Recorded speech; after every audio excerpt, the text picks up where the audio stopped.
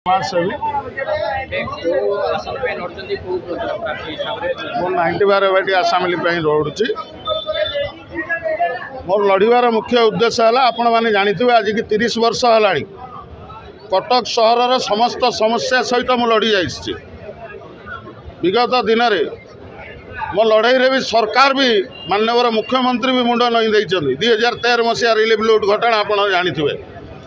कटक सहर में 285 vending zone मुझ कर लड़ाई कर 2012 मसीह लोक मान दिखाई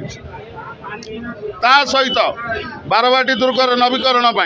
मु जो संघर्ष करी से आपण मानक भल रकम जना ता सहित पेटाधर नाल ताकू कि डेवलपमेंट कर बाबद लड़ाई कर आज देखो पेटाधर नाल कार्य चालू रही